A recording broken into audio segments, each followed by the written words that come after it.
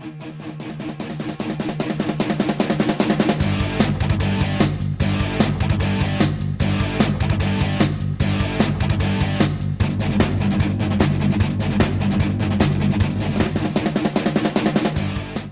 वालेकुम नाज़रीन, programme door two door सां गॾु मां आहियां तव्हांजो मेज़बान राहिब बपड़। नाज़रीन, ईद उल अज़हा ईंदे ई ख़ासि तौर ते शहर मंझि न रुगो ख़रीदारनि जी रश वधी वई आहे, बल्कि माना पिड़ियुनि ते जेके ढोर अचनि था, जेके जानवर अचनि था, उहे सिंध समेत पूरे पाकिस्तान मंझां जेके आहिनि सो हिते आंदा वञनि था। ऐं जॾहिं ढोर जेके आहिनि सो मार्केट में पुॼनि था ऐं जेके पिड़ियुनि में पहुचनि था, उते ख़रीदारनि जी बि तमामु वॾी रश आहे। पर हिन वक़्तु जेको ओवरऑल हिते मसइलो बणियलु आहे उहो इहो बणियलु आहे त जेके ढोर आहिनि उहे त तमामु वॾे अंग में आहिनि ऐं उन्हनि जा जेका संभाल कंदड़ आहिनि उहे बि वॾे अंग में नज़र अचनि था, पर जेके ख़रीदार आहिनि उहे तमामु थोरा ई नज़र था अचनि ऐं उन सां गॾोगॾु उन्हनि वटि एतिरा पैसा कोन आहिनि जो हू ढोर ख़रीद करे सघनि। पर उन्हनि ढोरनि खे खपाइण जे लाइ ऐं उन्हनि खे सुहिणो ठाहूको ज़बरदस्त ऐं सिंगारियल बणाइण जे लाइ मुख़्तलिफ़ तरीक़नि सां उन्हनि खे सिंगारियो वञे थो। उन्हनि जी खाद खुराक जे लाइ मुख़्तलिफ़ स्टॉल लॻाया वञनि था। असां उहो मुकमिल तव्हांखे पीढ़ी ताईं जो सफ़र ऐं उन सां गॾोगॾु जेके जानवरनि खे सिंगार जे हवाले सां जेके करतब कया था वञनि, जेके मुख़्तलिफ़ शयूं ठाहियूं थियूं वञनि ऐं उन्हनि खे खाराइण जे लाइ जेको दाणो ठाहियो थो वञे ऐं उन सां गॾोगॾु जेका मुख़्तलिफ़ क़िस्मनि जी कुतिर तयारु कई थी वञे, उहो सॼो सारो सिनारियो असां तव्हांखे अॼु पंहिंजे प्रोग्राम डोर टू डोर में ॾेखारींदासीं। सो अचो त पंहिंजे प्रोग्राम जी शुरूआति करियूं।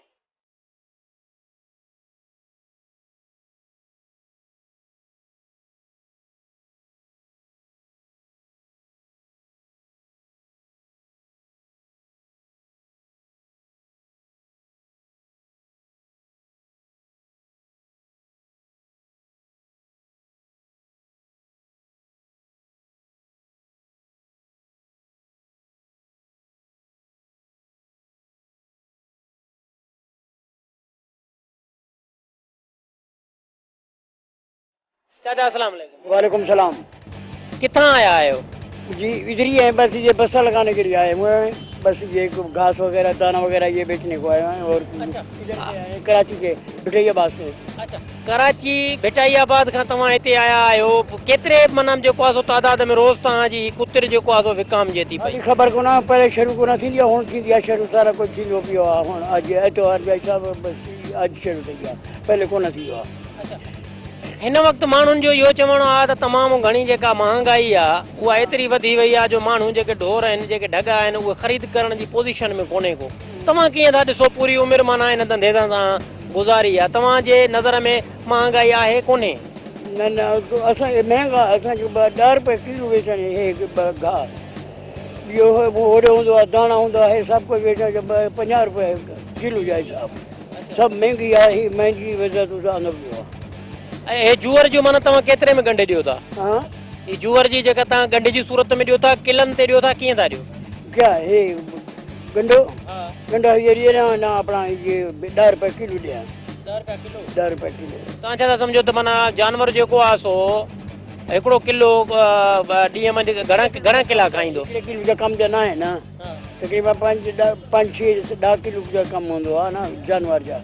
माना 24 कलाकनि जा या 12 कलाकनि में जानवर जेको आहे इहो खाए थो? बस 12 कलाक में। 12। अच्छा, 12 कलाक में माना जेको आहे 10 किला खाए, 10 किले जो 50, माना हिकु जानवर ते रोज़ माना ख़रीदार तव्हां वटि केतिरा अचनि था? रोज़ हीअं चलंदो आहे, कोई इन जा विकिरा थींदो आहे, 1000 जा थींदो आहे, 1500 जो थींदो आहे, ईअं थींदो आहे। तव्हां वटि अचनि घणा था डेली माण्हू, केतिरा अचनि था ख़रीदार?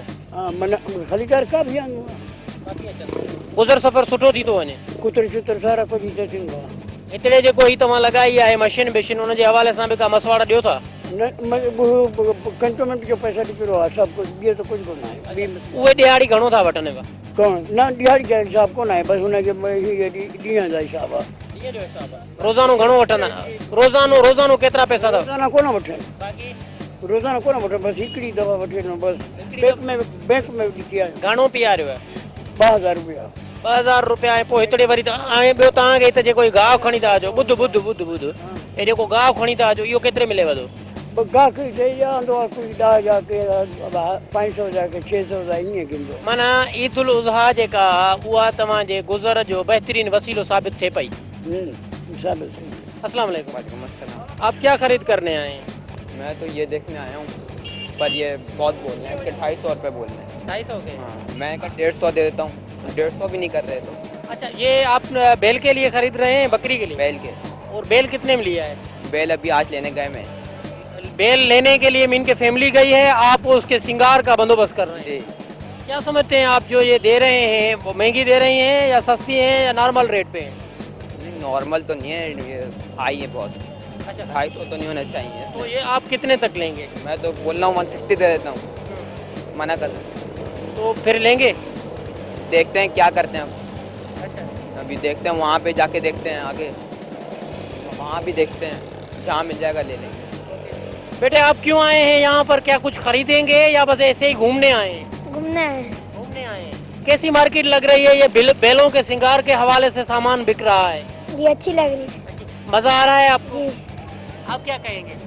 मैं बस यही कहूँगा ये अच्छी है, बकरीद का हमारा अच्छा सीजन है, ये गायों को सारे खुश होते हैं और अपनी गायों को सजाते हैं, और यही बस ये खरीदने आए थे यहाँ पे। महंगी बहुत है चीज़ें यहाँ पे। आप क्या समझते हैं कि ये नॉर्मल रेट पे हैं या कुछ ज़्यादा ही महंगी हो जाती हैं ईद के दिनों में? ईद के दिनों में तो काफ़ी महंगी हो जाती हैं ये चीज़ें। जी, क्या होना चाहिए? ये ज़्यादा महंगी चीज़ें नहीं होनी चाहिए, सही नॉर्मल रेट पे होनी चाहिए। अस्सलाम वालेकुम। वालेकुम सलाम। किथां आयो आहीं? खैरपुर मिलस। एयरपोर्ट मिरस खां आहे। कहिड़नि क़िस्मनि जो दाणो ऐं बाणो हिते रखियो अथई? चोकड़ आहे, जव आहे, गंदम आहे, खड़ आहे, कोयला आहिनि, मिक्स दाणो, पोइ साओ गाहु ऐं इहो नालो चऊं सुको गाहु। अच्छा, मूंखे हाणे ही ॿुधाए ही कीअं ॾिए थो? हिन जो मुख़्तलिफ़ रेट आहिनि या सभिनि जो हिकिड़ो ई? मस्त रेट आहिनि। कहिड़ा कहिड़ा? चोकड़ जो 40 रुपया, गंदम कणक 50 रुपयो, जव 60 रुपया, खली 50 रुपयो।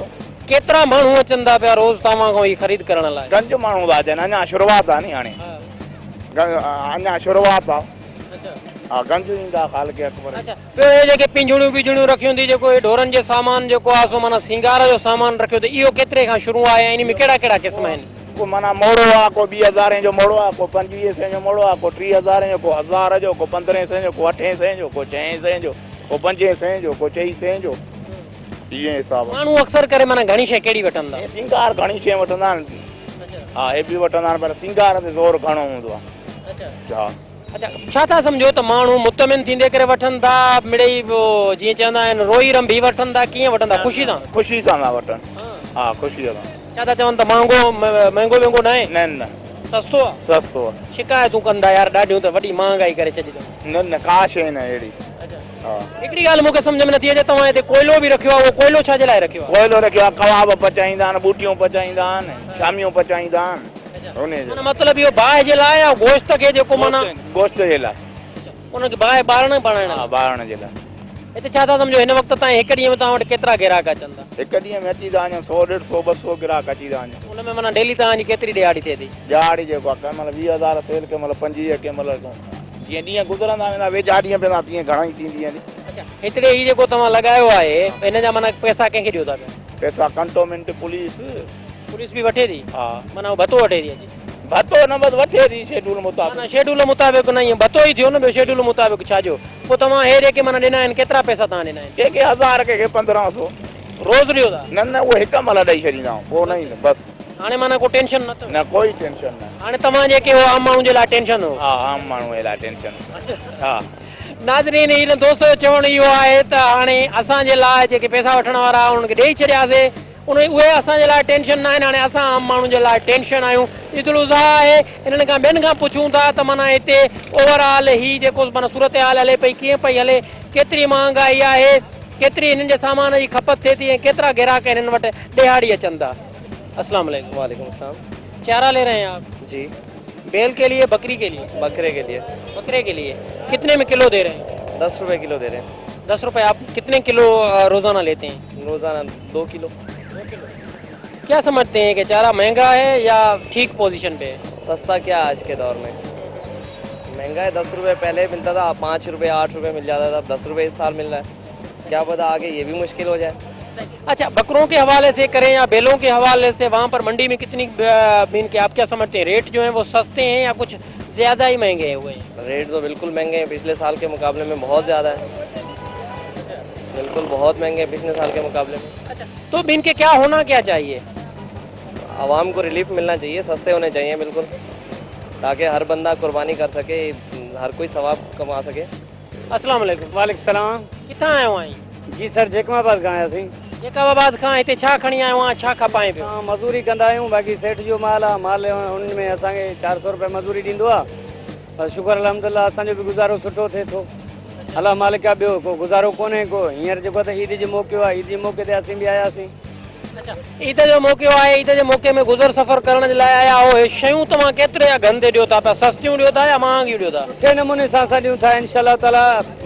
बाज़ार खां असां रायती ॾींदा आहियूं ऐं मालिक जो चवणु आहे त सुठे नमूने सां ॾियो। मालिक जो चवणु आहे तव्हां बाज़ार खां सस्तियूं ॾियो था। मां हिकिड़ी तव्हांजी गंढ ॾिठी पए शुरू खां वठी, तव्हां ही गंढ ॾियो था पिया 150 रुपए में। हिन में छा आहे, को सोन बोन पियल आहे? सर हिन में सोन न आहे सर, हे सुको गाह आहे, ही कीमती गाह आहे। हितां जेको आहे त न मिलंदो आहे कराचीअ में, हिते जेको आहे त हे महांगो आहे। इन लेवल सां असां बि उन हिसाब सां हलाईंदा आहियूं। न, हे कीमती गाह आहे, हिन में छाजे करे कीमती आहे? आहे छा, कहिड़ो गाह आहे? सुको गाह आहिनि, हिनखे जानवर ख़ुशी सां खाईंदा आहिनि। न, हे गाह कहिड़ो आहे? नालो छा अथसि? बसि हिनखे सुको ई गाह चवंदा आहिनि। वधीक त हाणे जूअर बूअर हे गॾियल अथसि। वधीक जूअर गॾु कोन अथसि, हे त कल्लु टाइप कटियल आहे। कल टाइप कटल न आहे, अहिड़ो ई आहे जेको ईंदो आहे असां बि ॾींदा आहियूं। असांखे त हाणे वधीक एतिरो न। न न, पोइ मूंखे ॿुधायो न, तव्हां चओ था सस्तो था ॾियूं। हे गंढड़ी जेको आहे सो तव्हां 150 रुपए में ॾियो था पिया। साईं 150 में कोन्हे को, असां बि 70, 80, 90 रुपए ताईं ॾींदा आहियूं। असांखे बि 10 रुपया बचंदा आहिनि। मालिक खे हुनजो बि हक़ आहे, उहो बि ग़रीब आहे, केॾां वञे हुनजो बि। ॿियो हिन सां गॾु ॿियो छा था ॾियो पिया? ॿियो असां वटि कोयला आहिनि ऐं चणे जा छिलका आहिनि, चणे जो ॾारो आहे, कणिक आहे, जव आहिनि, कणिक जो चोकर आहे ऐं जेको आहे खड़ा ककड़नि जो, इहे सभु असां ॾींदा आहियूं। भूसो आहे बोह, इहे बि ॾींदा आहियूं।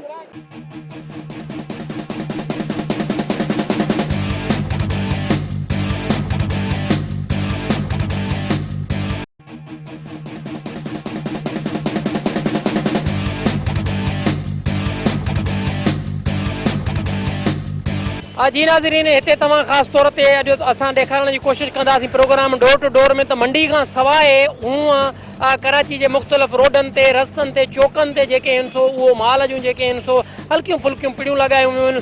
उन खां पुछूं था जेके हिते किरावा भाड़ा भरे आया आहिनि, त ओवरऑल सॼो सारो सिनारियो हिननि जे लाइ कीअं आहे, केतिरी जेको आहे खपत थिए थी, संदन ग्राहकी कीअं थिए थी पई मंडी खां सवाइ। चाचा किथां आयो आहे? चाचा असां नवाज़ शाह माल वठी आयासीं। घणो माल आंदो हुए? 25 दाणा आंदासीं। 25 दाणा? हा, 25 दाणा बकरियूं आंदियूं, हाणे उन में घणियूं खपी हूंदी? कोन खपिया आहिनि। तक़रीबन 2-3 वतियूं अथव? न न, कुझु ई कोन खपियो। घणे घणे हिकु बकरी आंदे? को आंदोसूं उतां जो 18,000, को 20,000, को 14,000, को 15,000 वठतोसूं। अच्छा। हा। न पोइ तव्हां जेको आहे सो मंडी ते छो न ॾियूं? ईअं माना हिते हुते छो छॾे? घर आहे न, हिते बि घर आहे। अच्छा, हिते बि घर आहे। ग्राहक अचनि था? ग्राहक अचनि था, हाली ॾिसनि था, वठण वारो कोन्हे को। वठण वारो को कोन्हे, हाली पुछण वारा आहिनि। अलाह ॾींदो, अलाह ॾींदो। घर काए वेंदासीं, न खपे घर काए वेंदासीं। छा सम्झे थो, छाजे करे माण्हू कोन था वठनि? घणो तव्हां? बेरोज़गारी आहे, बेरोज़गारी आहे, बेरोज़गारी आहे, महांगाई आहे। अच्छा, हा, पोइ तव्हां बि माना महांगियूं ॾियो था, उनजे करे त नथा वठनि? साईं ॻाल्हि इहा, माल उते बि नथा ॾियनि माण्हू, महांगा हुआ। उते बि महांगो आहे, माल नथा ॾियनि, असां छा कयूं? पोइ हाणे जेको आहे न 30 रुपया उहो छिलको, जेको भूसो आहे, भूसो छाण 30 रुपया मिले थो किलो, उहो वठी अचूं। मानी खाऊं था, दाल हिकिड़ी ॾियनि था 50 रुपए में। हाणे ॿुध भला, तूं घटि में घटि जेका बकरी जी रक़म आहे उहा केतिरी आहे, वधि में वधि बकरी जी रक़म केतिरी? असांजी जेको आहे न, घटि में घटि असांजो, असां घटि में घटि जेको वॾा जेको हे वेठो आहे, हेॾो जेको वेठा आहिनि, हे छेलो थो अचे थो, हे छेलो असांखे 12 ॾियण लाइ तयारु हो। असांखे हिन में 500 रुपया बचे थो। हा, ऐं ॿियो महांगे घणे था ॾियो? महांगा मां वठी आयो 18 में वठी आयो, 19 में ॾींदुसि। हा, को 15 में वठी 14 में ॾींदुसि। माना 1500 असां कमायूं था, असांखे अलाह ॾींदो, रोज़ी बचड़े वाला आहियूं। असांखे घणो न खपे, हिलाल खपे, हराम न खपे। हा, ऐं जेकॾहिं फर्ज़ कयो तव्हां जूं खपनि कोन थियूं, पोइ त तव्हांखे भाड़ा किरावा हर शइ ॻिची में न? साईं पोइ मोटाए वेंदासीं, छा कंदासीं? मोटाए वेंदासीं, पोइ मां छा कंदासीं? ग़रीब माण्हू छा कंदासीं? उते पैसा भरे आयासीं, हिते बि न वठंदासीं, पोइ छा कंदासीं? अस्सलाम वालेकुम। वालेकुम अस्सलाम। हम देख रहे हैं कि मंडी के सिवाय चौकों पे, रास्तों पे भी बकरे खड़े हैं, बैल खड़े हैं, ये सारा कुछ हो रहा है। मंडी में आप नहीं गए, आप यहाँ पे आए, आप क्या समझते हैं कि इधर सस्ते देंगे, क्या होगा?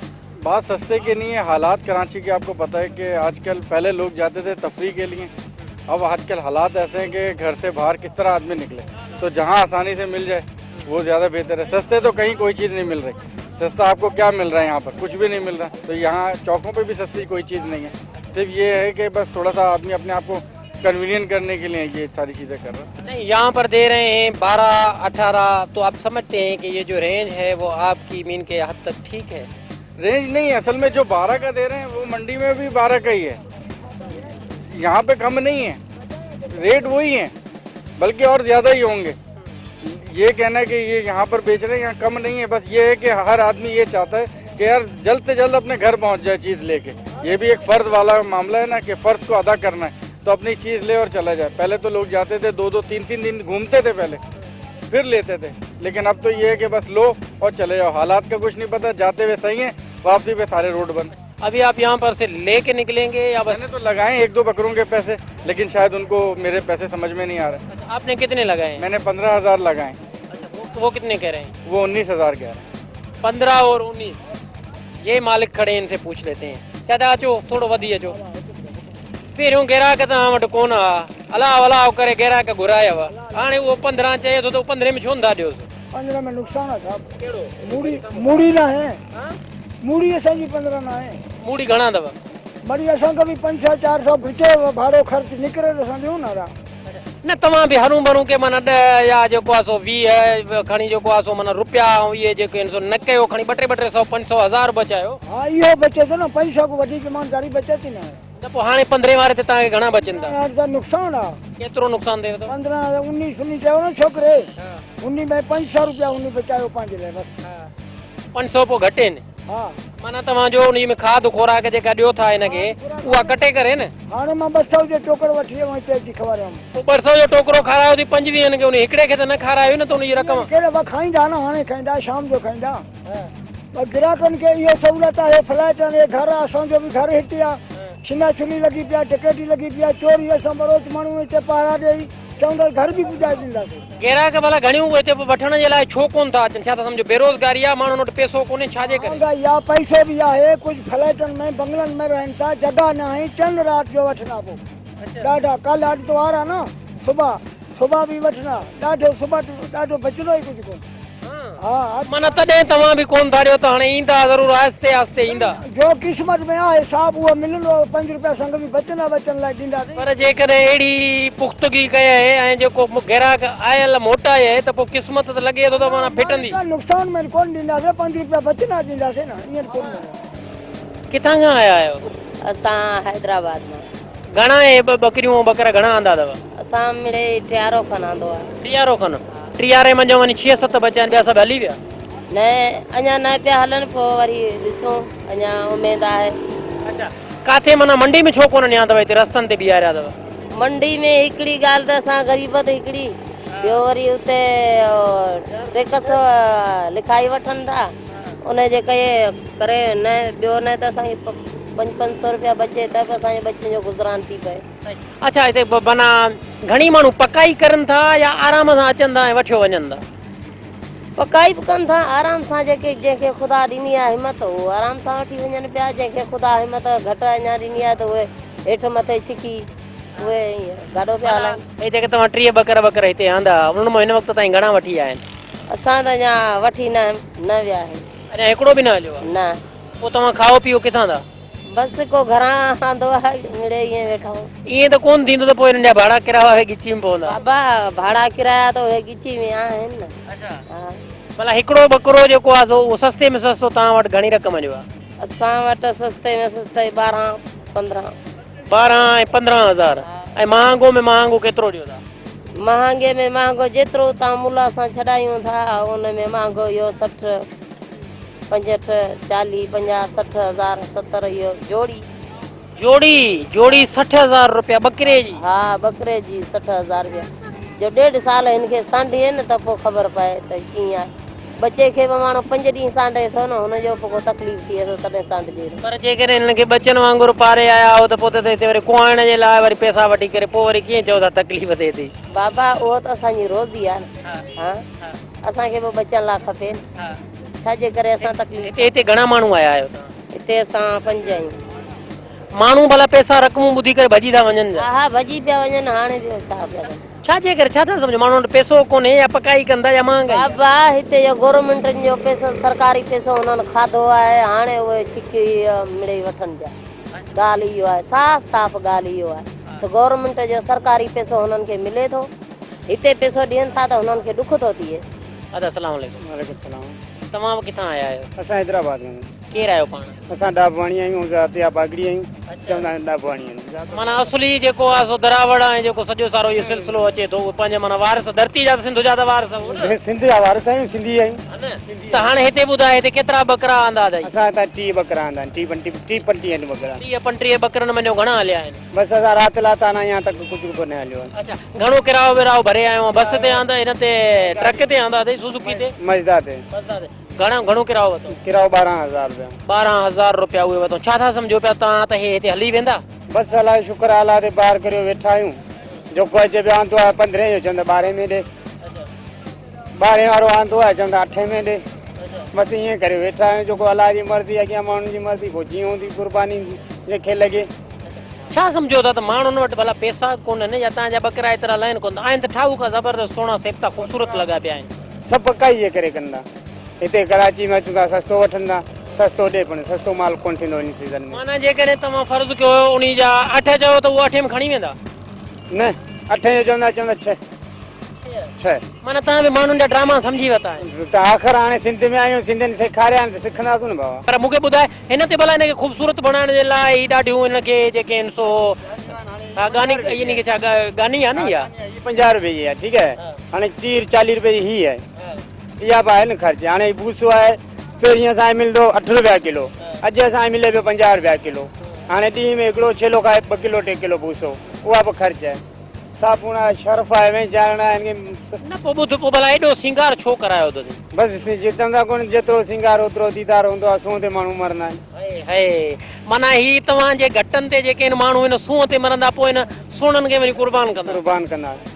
नाज़रीन कराची जे रोडनि ऐं चौकनि ते जेको आहे सो अहिड़ा दोस्त वेठा आहिनि जेके आहिनि पंहिंजा बकरा खणी आया आहिनि ॾांद खणी आया आहिनि। हिननि जो चवणु ईअं आहे त सूंहं ऐं सिंगार साईं जेको आहे सो सननि जेके माना बकरा आहिनि या ॿिया जानवर आहिनि उहे विकिरो थींदा ऐं माण्हू जेके आहिनि सो ख़ूबसूरती ॾिसी करे उन्हनि जो तमामु तकड़ा जेके आहिनि सो माइल थींदा जल्दी में ईंदा ऐं जल्दी में उहे वठी वेंदा। वञो केॾांहुं न पाण मिलूं था हिकिड़ी मुख़्तसिर साई खां पोइ।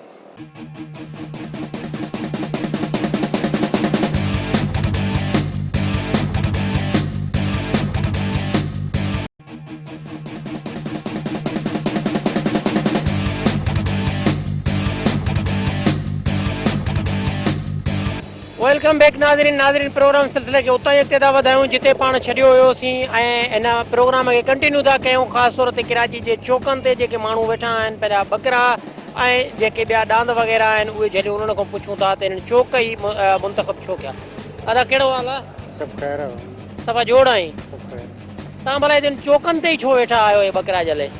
बसि रोज़ी लाइ ईंदा आहियूं रोज़ी करे पोइ अच्छा पीढ़ी ते छो कोन विया आहियो? पीढ़ी ते जाम आहे रश आहे पोइ हुनमें नथो हले। अच्छा ग्राहकी हिन वक़्त ताईं केतिरी थी अथव? अञा ताईं त ॿियो कोन विकियो आहे। अञा ताईं कोन विकिरो? छा था सम्झो चंड राति विकिबो? बसि रोज़ी आहे सो क़िस्मत जी आहे हवाई रोज़ी आहे। हिते को तंग त नथो करेव? अञा त तंग तारी कोन का पुलिस कोन पुगी आहे? न कोन। हिन खे ॾियारी घणो केतिरो खारायो था पिया? हीअ ॾियारी 100 बि खायो वञे 150 बि खायो वञे जे सिंध में आहे त पोइ 100-125 खायो। अच्छा इन खां सवाइ मूंखे भला जेके माण्हू अचनि था वठण जे लाइ छा था चवनि? पकाई कनि था माण्हुनि वटि पैसो कोन्हे या चवनि था जो न वठंदासीं बसि सुभाणे वठंदासीं पोइ त हीअ अञा तव्हां रेट हिननि जा वधाई दो जीअं जीअं ईद सवली ईंदी तीअं तव्हां थोरा 2-2 रुपया या 1000 जेके मथे ज़रूरु वधाईंदा वेंदव? न वधाइण जो मक़सदु कोन्हे जहिड़ो जानवर हूंदो ओड़ो ई पैसो हूंदो सम्झे। ॿियो त हिकिड़ो जानवर आहे माना शाह भरी शइ आहे इहो जेको पैसो चऊं पिया जेको हले पियो उहो जेब सां बि इलाही माना खाई थो वञे उहो पैसो नथो मिले। अॼुकल्ह महांगाई वधी वई आहे। न हिकिड़ी ॻाल्हि ॿुध न हाणे फ़र्ज़ु करे जेको अॼु तूं बकरो ॾींदो 12,000 उहो ईद राति घणे हज़ार ॾींदे? अॼु विकां त पोइ मजबूरी में जे थी वियो त पोइ नुक़सानु बि करिणो आहे जे हूअं त नफ़ो बि करिणो आहे। न पोइ त ज़रूरु 2-3 हज़ार हुन ते मथे कंदे न? वाह कुछ बाजार मथे आ तो उथे भी करें कुछ रोजी करना से जे न तो पोइ नुक़सान मिले हला ही भला घणनि ॾींहंनि खां हिते जॾहिं बीठा आहियो? 10-12 दिन हो गए हैं। 10-12 दिन। तो मीन के इसकी कितनी रकम है? इसकी 90,000 बोल रहे हैं। 90,000 रुपये रकम। ये आप लोगों ने यहाँ पर मीन के रोड की साइड में क्यों, मंडी पर क्यों नहीं गए? मंडी पे इसलिए भी जो एक जानवर घर पे पाला हुआ है तो मंडी में वो खर्चे में ही चला जाएगा, फायदा क्या है उधर जाना। इस पे अभी तक कितना आप खर्च कर चुके हैं? इसमें तो ये कम से कम 1 साल हो गया पूरी इसको पाले हुए को, तो भी इतना मसला मिल नहीं रहा है जितना इसका खर्चा है। तो बताते हैं तो वो रेट नहीं देते। क्या वजह है कि लोग जो हैं आजकल खरीदार वो नज़र कम आ रहे हैं? बस मसला मंडी का हालात ही ऐसे है, मजबूरी भी है, लोगों की मजबूरी है, नहीं ले सकते। आप समझते हैं कि ये ईद तक बिक जाएगी? बिल्कुल बिकेगी। अस्सलाम वालेकुम। वालेकुम सलाम। आप क्या लेने आए हैं इधर? बकरा, गाय, बैल? भी लेने गाय भी लेने, दोनों लेने। तो कैसे मार्केट कैसे देख रहे हैं? मार्केट तो अभी एक घुसे हैं, देखेंगे अगर कोई समझ में आ गया तो ले लेंगे। अच्छा, मंडी नहीं रोडों पे कायम इस मार्केट के हवाले से मीन के कितनी महंगाई है और आपकी रेंज कितने तक है? मेरी रेंज है 50 तक। 50 तक, लेकिन यहाँ पर 50 तक तो ये 60 तक तो 2 बकरे दे रहे हैं, तो आप गाय कैसे महंगा देती है, बहुत महंगा देती है। और मंडी में? मंडी में इससे भी ज़्यादा है। तो फिर आप क्या करेंगे? बस जो नसीब में होगा लेंगे इंशाल्लाह, लेंगे। हाँ लेंगे, लेंगे ज़रूर? ज़रूर लेंगे। लेकिन 50 तक कोई अगर ना मिला तो क्या करेंगे? ऊपर का ले लेंगे। 90 तक ले लेंगे? ले लेंगे। तो 90 तक एक गाय मिल रही है, लेंगे? वो जो सामने खड़ी है वो तो 40,000 की गाय, मैं 90 तक कैसे लूँगा? हाँ। तो मीन आपको कैसे पता ये चलता है कि वो 40 की है या 90 की नहीं? मेरा कारोबार है। आपका खुद कारोबार? मेरा खुद कारोबार है, तो खुद 12 महीने का। तो वो अपनी जो है आपकी पाली हुई वो कहाँ गई? वो मंडी में। मीन वो आप उससे ज्यादा रकम हासिल कर रहे हैं और यहाँ पर अलग से खुद ले रहे वो हैं? जो है घर का पलाव हम नहीं करते।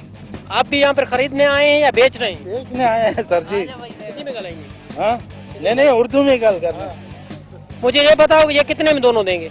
जरा मैंने ये 1.5 महीना पहले जो है ना 16 हज़ार का लिया था। अब कोई अपना पैसे दे दे हम दे देगा। हाँ इतना तंग आ गया। 16 हज़ार में क्यों लिया था? बस समझ ही नहीं था, उधर गया मंडी में, अगले ने बोला 20 हज़ार है, हमने देखा तो उस वक्त तैयार। ये आपने कितने महीने पहले दिया था? 1.5 महीना पहले, वो बारिश जिस दिन बारिश थी ना उस दिन लिया था। कहाँ से लिया था? ये उधर अपना बेंस कॉलोनी वाला वो नहीं है मंडी। तो आप कह रहे हैं कि मुझे 1.5 माह पहले जो थी वो समझ ना थी, तो मतलब इसका ये हुआ कि 1.5 माह पहले आप बचे थे? अब जो नहीं, उस वक्त माल महंगा था। अब जो माल आ गया ऊपर से बड़ा माल आ गया, कीमत इतना नहीं है, रेट इतना नहीं है। तो आपका ये छोटा मीन के कितना कैसे उस रकम में जाएगा? अब तो हमने देना है, बस जो भी है अल्लाह पाक रहम करे। नुकसान तो हो गया। जबरदस्ती देना है। बस किसी को पकड़ा देंगे भाई। ये कितने में लिए हैं दोनों? ये 34 में था। 34 में? बड़े सस्ते मिल गए हैं या महंगे हैं? है तो महंगे, क्या करे, भी ले ले तो है। नहीं ये दो जो है वो 60 में भी मिल रहे हैं। ये तो मुनासिब मिले हम, मुनासिब। तो आप क्या समझते हैं कि मंडी के रेट से यहाँ पर ये जो रोडों पर हैं, चौकों पर जो इन लोगों ने बनाए हुए हैं, यहाँ पर सस्ते मिल रहे हैं? सस्ते, मंडी से सस्ते, मंडी से कम। आप क्या कहेंगे? नहीं, मंडी से कम रेट पर है।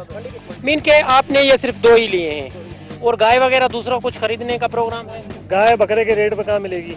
अच्छा। तो बकरों के रेट ही आजकल गाय के बराबर हुए हैं, तो इस वजह से मजबूरी है बस। तो मीन के ये जो रेट हैं यहाँ पर जो चौकों पर बेच रहे हैं, तो मीन के वो सस्ते हैं? सस्ते हैं, ये मंडी से सस्ते हैं। अच्छा, मंडी वाले महंगे क्यों हैं? ये तो आपको पता है कि बाहर से लाते हैं तो इसके तो मुँह मांग के दाम है बस। टेंट का किराया देना है और उसका किराया देना है, चुंगी के पैसे देने हैं, उस चक्कर में लोग ज़्यादा लेते हैं। मीन के वहाँ पर लोग क्यों जाते हैं कि वहाँ पर मीन के शो कुछ ज़्यादा ही होता है ना वहाँ पे, उस वजह से? माल ज़्यादा होता है वहाँ पे, कैटेगरी ज़्यादा होती है, हर तरह की रेंज के बंदे के मिल जाती है वहाँ पे, पसंदीदा मतलब चीज़ मिल जाती है वहाँ पे। आपने ये भी तो पसंद की है? ये भी अच्छे हैं, उससे मतलब बराबर है ये। अभी इनको आप 16 सिंगार भी करवाएंगे जरूर? नहीं, इतना वो नहीं करते आपको। नहीं करें। इतने में हो गया पूरा, ये मिल गए, बड़ा अल्लाह का शुक्र है कि मिल गए। हिते माना तव्हां छा रखियो आहे? हिते बकरा विकिणूं था, ॿियो रेड़ा गाॾी विकिणूं था, भाॼी सब्जी धंधो गुज़ारो करियूं पिया, फ्रूट वरूट। बकरा पाण तव्हां किथां वरिता आहिनि? असां कुझु सांढल आहे न कुझु नाणे खां वठी अचूं था, मीरपुर खां उधर पुधर किथां कर्जो वठी ग़रीब ॾोब जे मारा सां डुबी अची विया। कुझु ख़बर कोई व्याज ते वरितो, किस्त ते, को वरितो आहे, कुझु ओधर वरितो आहे, कुझु जेवर बचनि जा हुआ उहो किणी पोइ वरी छेला वरिता आहिनि। बसि इहे हाल आहिनि असांजी झुगियूं आहिनि, न का जॻह न को महल न का बंगला न का असांखे वेहण ॾियनि था न को ॻाल्हि आहे। बसि जिते धको ॾियनि उते वञी वियो, हुतां धको ॾियनि त हुते वञी वियो, ॿियो छा गोदड़ी कुल्हे ते आहे, बसि टुकर पिनी खाऊं पिया, बसि इहा ॻाल्हि किरी वेंदा उन में उहे पैसा तव्हां? बसि जिते हाल हूंदो रोज़ी ॾियण वारो रब आहे, सम्झी थो न, तुंहिंजे मुंहिंजे हथां कोन हूंदी आहे, मालिक सभिनि जो पूरी कंदो आहे। को लख ब्याज ते खणी ईंदो आहे, को की खणी ईंदो आहे, को पंहिंजो सोन विकिणी खणी ईंदो आहे, पंहिंजे बच्चनि जो पेट पारींदो। हिन में इलाही कमाई कोन आहे, इहो मिलंदा आहिनि 1500 कंहिंखे, बसि इहो पेट गुज़ारणु आहे बसि।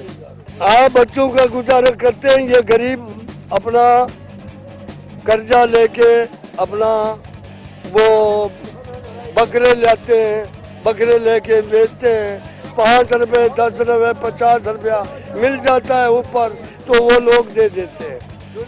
गाहक आ रहे हैं और कंजूसी तो नहीं कर रहे लोग? नहीं कंजूसी नहीं है, सब भलाई है, अल्लाह का फजल है भाई। अस्सलाम वालेकुम। अलसाम क्या आपकी रेंज क्या है और कितने तक लेंगे? 20 तक कम लेगा। 20 तक? 20 तक एक बकरा मीन के वो आपको लेना ही लेना है? बिल्कुल लेना है। गाय वगैरह नहीं ले रहे? निगाही अगर 33 तक हो जाएगा, 35 तक हो जाएगा, लेगा। अच्छा, मंडी का रुख आपने क्यों नहीं किया? यहाँ पर चौकों पे आप क्यों आए? मेरा घर करीब है इसलिए हम इसलिए गए। और जहाँ पर सस्ता है या वहाँ पे सस्ता है? मंडी तो नहीं गया हम, कहीं सस्ता है या महंगा है मुझे मालूम नहीं है। अच्छा, आप क्या समझते हैं कि जो गाहक हैं वो इस साल जो है उसमें इजाफा आया है या ऐसे ही जो जिनके पास कुछ है वो ही आ रहे हैं? कुछ है वो आ रहा है कि नहीं, वो कौन लेगा? केतरे में होता? घर जे सांडला है, इनकी मेहनत कोन थी मिले। सनी इते महंगो इते सस्तो, माण्हू वञे केॾासीं, गरीब महंगाई जो दौर थी वियो ॾाढा, ॾिसे त गरीब हाल असांजो, केॾा वञूं असीं? 40 रुपया किलो अटो थी वियो, महंगाई ॾिसी जिते वञे हिते बाहि भरी। हे केतिरे में ॾियो था? ही आहे 20,000 जो, 20,000 जो, 20,000 जो किलो। घणा छेला तव्हां वटि आहिनि? हींअर आहिनि 10 छेला। 10 छेला। घणा विकिरो घणा कया आहिनि? विकिरो कया आहिनि 7-8। 7-8 उहे केतिरे में विया? केतिरे में विया आहिनि, हिनखे कुझु कोन मिलियो, 500 1000 500 600 700 हिन में फ़ाइदो, बसि कुझु कोन, भाड़े में पूरो बसि। तव्हां केतिरे में वरिता?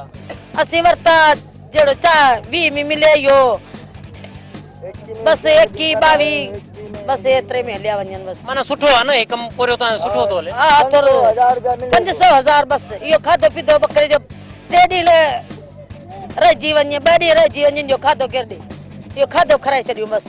300 400 खाई वठे ॾींहं में। हा जी नाज़रीन, तव्हां इहो असांजो जेको प्रोग्राम ॾिठो ख़ासि तौर ते ईद उल अज़हा जे मौक़े ते, हिते जेको माना कारोबारी तौर ते माना घटा कयो, बकरा कयो, छेला कयो, ऐं उन सां गॾोगॾु रिढूं कयो या जेके आहिनि सो ॻऊं ऐं जेके वॾा ॾांद आहिनि, उन्हनि जे कारोबार जे हवाले सां तक़रीबन भागड़ी बिरादरी जेको आहे सो सरगर्म आहे, ख़ासि तौर ते कराची जे मुख़्तलिफ़ चौकनि ते ऐं जेको आहे सो रस्तनि ते। उन्हनि पंहिंजा जेके आहिनि सो जानवर हिते रखिया आहिनि ऐं जेके सस्ते अघनि ते ॾियनि था, जंहिंजे करे जेके आहिनि सो अक्सर करे माण्हू जेके आहिनि सो मंडी जो रुख उनजे करे बि नथा कनि पिया, छो त उते उन्हनि खे सिक्योरिटी जा मसाला लाइक़ु आहिनि, जंहिंजे करे उन्हनि खे उहा घुर्बल सिक्योरिटी कोन थी मिले, जॾहिं त हिते माण्हू सिक्योर पंहिंजो पाण खे सम्झनि था। ऐं हिते जेके रेट आहिनि उहे पंहिंजी जॻह ते माना माण्हू सम्झनि था पिया त उहे जेके आहिनि सो एतिरा घणा न आहिनि जेतिरा मंडी में आहिनि। असां उमेद था करियूं त तव्हांखे ईद उल अज़हा जे मौक़े ते हिते ख़ासि तौर ते कराची जे चौकनि ते जहिड़े नमूने ही ख़रीदार हिते अचनि था या विकिरो कंदड़ अचनि था, ऐं ओवरऑल जेका कंडीशन आहे हिन वक़्तु ईद उल अज़हा जे हवाले सां माना जानवरनि जी कुर्बानी जे हवाले सां, उन मुतलिक़ असांजो इहो जेको प्रोग्राम डोर टू डोर तव्हांखे पसंदि आयो हूंदो। इन दुआ ते जिथे हुजो सदा ख़ुशि ऐं सलामत हुजो। कैमरामैन एहसान संजराणी सां गॾु राय बपड़ खे ॾींदा इजाज़त, मोकिलाणी न आहे। साथ सलामत, सिंध सलामत।